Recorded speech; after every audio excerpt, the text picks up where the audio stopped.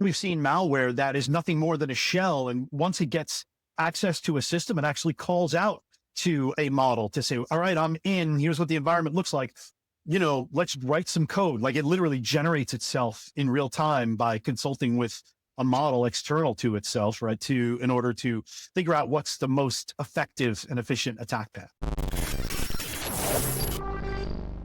Welcome to CISO Unscripted. This is where we strip away the noise and focus on what's actually happening inside real-world intrusions. I am Mitch Mayne with Unit 42. AI is everywhere right now, including being named as one of the top trends in the Unit 42 Global IR Report for 2026. The message on AI is clear. AI is acting as a force multiplier. Attackers are moving faster, they're adapting more quickly, and they're scaling what already works. So to help us unpack this trend, I am joined today by Mike Spisak. Mike is head of Cybersecurity R&D here at Unit 42. Mike, welcome to CISO Unscripted. Glad to have you here, man. Happy to be here. Thanks so much. So I want to look at AI across a few different dimensions today. Number one, where we're seeing AI show up most clearly. Number two, what that actually means in practice, not just in theory. And number three, what that changes for how we approach security.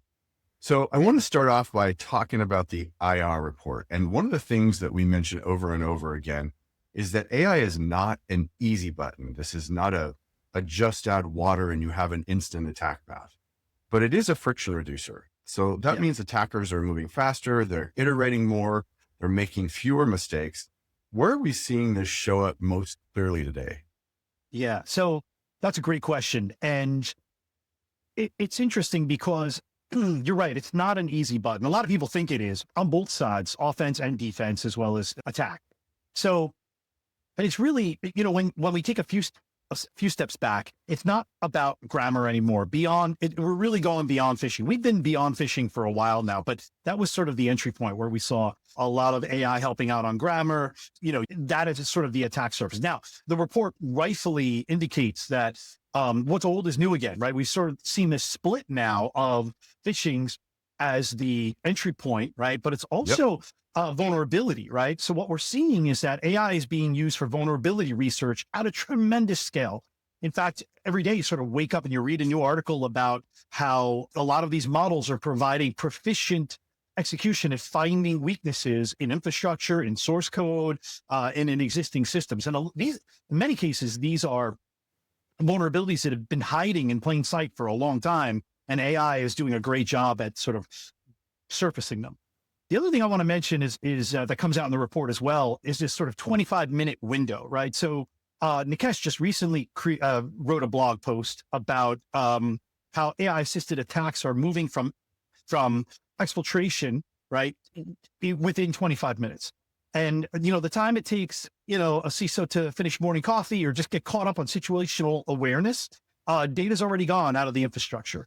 So there's that element. And then I guess the last thing I'll say, just from what are we seeing, is it's not a single sort of agent or AI entity doing these things. It's, a single attacker can leverage what I'll call a horde of agents, right? So you're not just facing one attacker, you're facing a horde of agents that are methodically cataloging every API, every endpoint, every misconfiguration, right? So the friction is really, I think, back to your original question, it's being removed.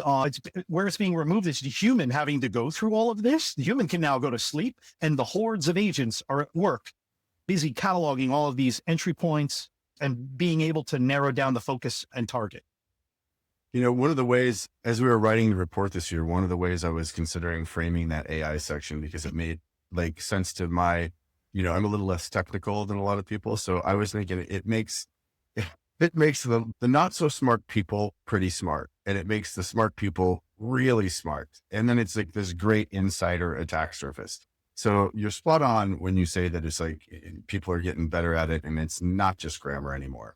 So if we zoom out a little bit, is the AI advantage for attackers really just about efficiency, doing the same things faster, or are we seeing actual other shifts in the way attackers are using it today? Yeah. So there is absolutely a shift, and the shift is from these linear attacks to what I'll call an asymmetric campaign. So a single actor with a credit card, right, and access to a model, a frontier type model, can now run operations that previously would have required a super large budget and tons of compute, right? So there's that aspect of it, and certainly that plays into the efficiency. But the other thing, I'll use a term, exploiting old chaos. Right. So attackers aren't just finding new 0 days, and everyone says, oh, AI is going to, and it does do a good job, as I mentioned in my previous answer, at finding vulnerabilities, and in some cases creating new types of vulnerabilities, but it's being used to find what I'll call old chaos. And the idea behind this is that, again, these are overlooked API endpoints that's on brittle infrastructure that's 10 years plus old, configuration errors that are just been missed by humans. These are things that a model can find in seconds. And then they're going after, in some cases, larger targets, right? So these data centers that, in the past may have been overlooked because they were largely complex. Cloud environments is another one, very relevant battleground, right? Where in the past they may have been overlooked because there were lots of APIs and lots of knowledge needed in order to get in and attack that type of environment. The attacker can now move easily through that environment because they literally have sort of a co-pilot, a co-attacker riding shotgun, and in some cases, a horde of them, right, riding shotgun, helping them navigate through some of these more complex environments. So it's definitely efficiency, but there is movement that we're seeing. And again, I'll summarize all that with the asymmetric campaign approach. I actually like that terminology. I hadn't heard that before, but that's pretty clever. So one attacker, in essence, becomes a little bit of an army. Yeah. Kind of creepy, but also kind of cool. I like that. You wrote recently an article on vibe coding, which I featured here a month or two ago. And the emphasis was on how AI is actually changing how software gets built. So if we connect that to what we're seeing in the IR report, what we're seeing in incidents, is that same pattern starting to emerge where tools that accelerate work also lower the barrier for attackers once they have access? Yeah, I would agree, right? And let me take a quick step back on vibe coding. This is an area that I'm very passionate about because I do believe that there's a lot of benefits in leveraging AI for coding and accelerating, getting ideas and time to market and velocity and so on. But vibe coding from a security perspective means that folks that are not security aware or security trained, right, or have software engineering, secure by design concepts, right, that have been embedded within them, are spinning up functional systems very quickly. And again, you go back to a recent blog article by our very own Nikesh. He made a comment about how every desktop is now going to operate or behave like a server. And very often they're going to be running unsupervised AI tools, and in some cases, very close in proximity to sensitive data. So that's an attack surface that's going to constantly grow and go largely unnoticed because people are bringing things down to their endpoints and running them locally. So endpoint is going to be super important. But the challenge with the vibe coding aspect, again, is you get these benefits of velocity and acceleration of and time to value, and then you fall into this sort of it looks right trap. And what I mean by that is polished code that gets generated from an AI system lacks guardrails, but it looks right. It looks correct. It's syntactically correct. It executes, works on my machine. Right. So there's a lot of cracks in the armor, right? So you fall into sort of that idea. And then it also ends up inadvertently or inadvertently creating shadow infrastructure. So, if the rate security teams can't audit all of these things, if you have all these endpoints that are now behaving like servers, you're not only creating shadow IT and shadow AI, but also shadow infrastructure that's now coming on, right? So the new insider, there's been some talk around, is it the vibe coder that's the new insider? I think it's the AI agent is sort of the new insider because the AI agent assumes the access of the user, has permissions of the users, and could be inadvertently misconfigured by a non-malicious user, right? Dubbed as vibe coder. And then that sort of leaves the door wide open for us. So you have that aspect of it. And of course, yes, attackers are also vibe coding and accelerating the rate at which malware is being generated. In fact, some cases, we've seen malware that is nothing more than a shell. And once it gets access to a system, it actually calls out to a model to say, all right, I'm in, here's what the environment looks like. Let's write some code. Like it literally generates itself in real time by consulting with a model external to itself, right? In order to figure out what's the most effective and efficient attack path. There's lots That's happening. really interesting because I know a couple of years ago, we were talking about a little bit before the AI era, how threat actors were borrowing out of like business playbooks in terms of structuring themselves like actual businesses, right? Going in 9 to 5, offering health benefits to employees, and everything we do, they do. So it's like, we have to like kind of look at our own behavior to sort of map out what may hit us next.